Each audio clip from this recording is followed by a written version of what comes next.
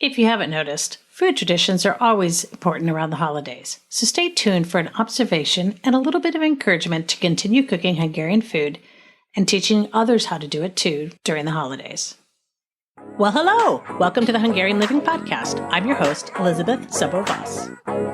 Our goal is to discover, celebrate, and share Hungarian heritage and encourage you to do it too. We'll touch on food, travel, history, music, language, genealogy, and share stories from our guests. We're glad you're here.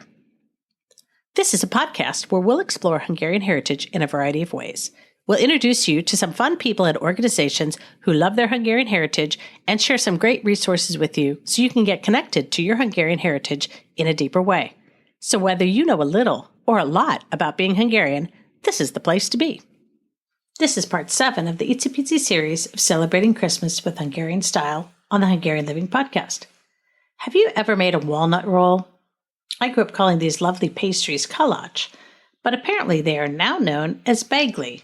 And wowee, people sure get up in arms about the words that are used.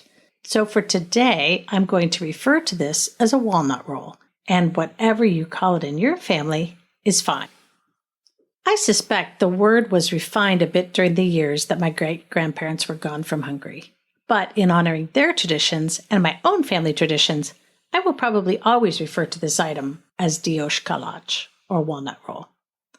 For the last several years, we knew our baker was planning to retire and move to Hungary. He had the best walnut rolls. He calls them Beigli. And for the last several years, I have been encouraging people to get back into the kitchen and learn how to make them for themselves. We even held a cooking class with this item as the star of the show. These are worth learning how to make, and you don't even need to be Hungarian to learn how to make them.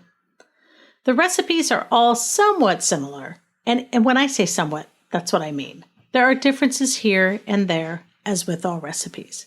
Instead of looking at this project as a chore, look at it as fun. It's an experiment. Make a couple of different recipes, take a vote, decide which one you love and are willing to make. I would be tickled if everyone tried to make these at least once or twice.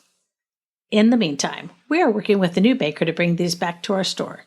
So you can make some memories in the kitchen and bake some walnut rolls. There's a couple of different recipes in the show notes. Enjoy the season and have fun celebrating with Hungarian Style. The next part will be the 8th of this series. So please recommend the Hungarian Living Podcast to someone who loves their Hungarian heritage. And we'll catch you next time. Do you want to learn the Hungarian language, Hungarian history, or learn how to research the Hungarian side of your family? We've got you covered. Check out all our learning opportunities, as well as meaningful books and gifts at thehungarianstore.com. Thanks for listening. If you enjoyed this episode of the Hungarian Living Podcast, please share it with someone you know who loves their Hungarian heritage. If you own a business and would like to talk about sponsoring an episode of the podcast, please contact us at podcast@hungarianliving.com for more information. Special thanks to Stephen Chichek and the Animal Cannibals for the show music. Check out our show notes for links to resources mentioned in this episode. If you have a question or comment, we'd love to hear from you. We'll catch you next time.